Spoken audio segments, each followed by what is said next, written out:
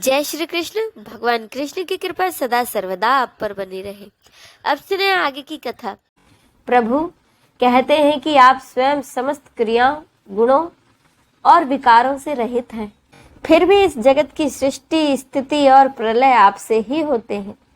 यह बात परम ऐश्वर्यशाली पर ब्रह्म परमात्मा आपके लिए असंगत नहीं है, क्योंकि तीनों गुणों के आश्रय आप ही हैं। इसीलिए उन गुणों के कार्य आदि का आप में ही आरोप किया जाता है।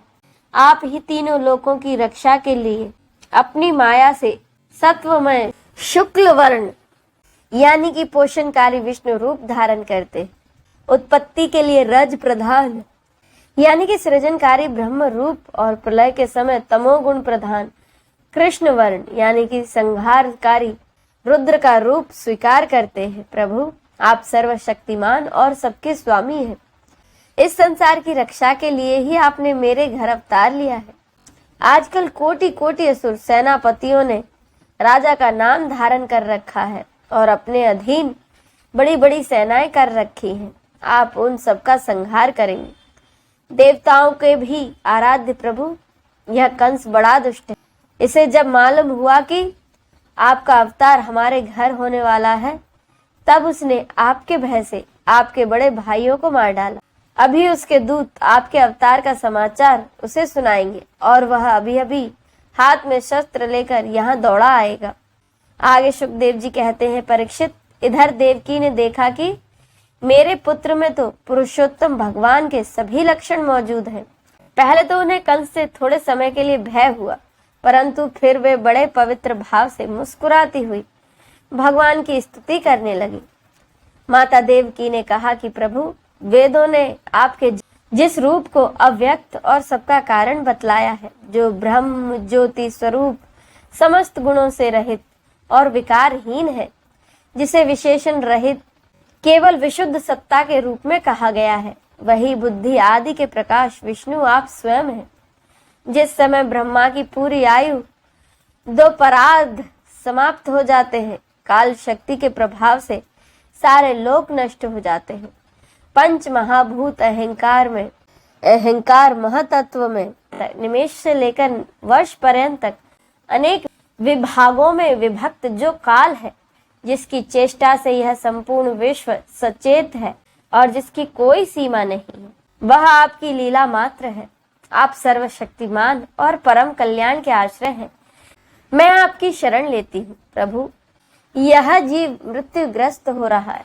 यह मृत्यु रूप काल से भयभीत होकर संपूर्ण लोक लोकांतर में भटकता रहा है, परंतु इसे कभी भी ऐसा स्थान न मिल सका जहाँ ये निर्भय होकर रह सके। आज बड़े सौभाग्य से आपके चरणों की शरण मिल गई है, अतः अब यह स्वस्थ होकर सुख की नींद सो रहा है।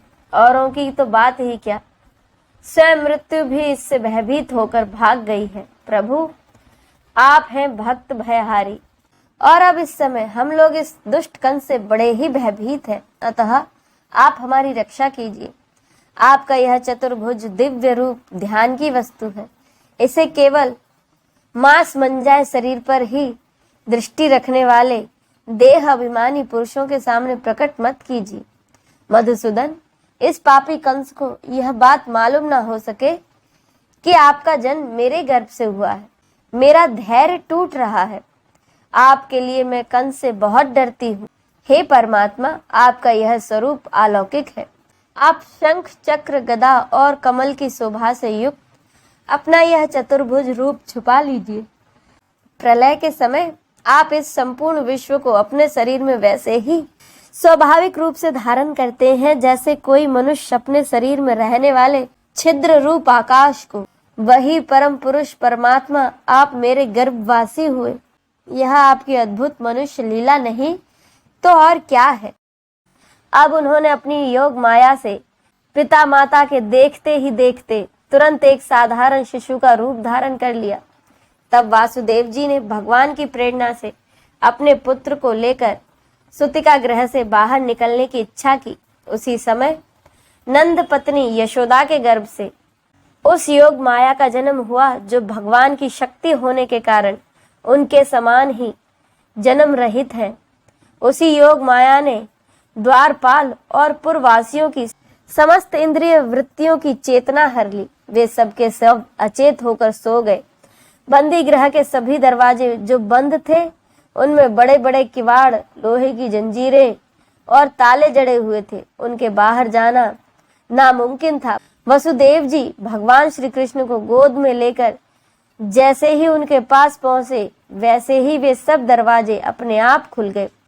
ठीक वैसे ही जैसे कि सूर्योदय होते ही अंधकार दूर हो जाता है। उस समय बादल धीरे धीरे गरज कर जल की फुहारें छोड़ रहे थे, इसलिए सेठ जी अपने फनों से जल को रोकते हुए भगवान के पीछे पीछे चलने लगे। उन दिनों बार बार वर्षा होती रहती थी, जिससे कि जमुना जी में बहुत पानी बढ़ गया था। उनका प्रभाव गहरा और तेज हो गया था। सैकड़ों भयानक भंवर पड़ रहे थे। जैसे कि सीतापति भगवान श्री राम को समुद्र ने मार्ग दे दिया था, ठीक वैसे ही यमुना जी ने भगवान को मार्ग दे दिया। वासुदेव जी ने नंद बाबा के गोकुल में जाकर देखा कि वहां भी सब के सब गोप नींद से अचेत पड़े हुए हैं।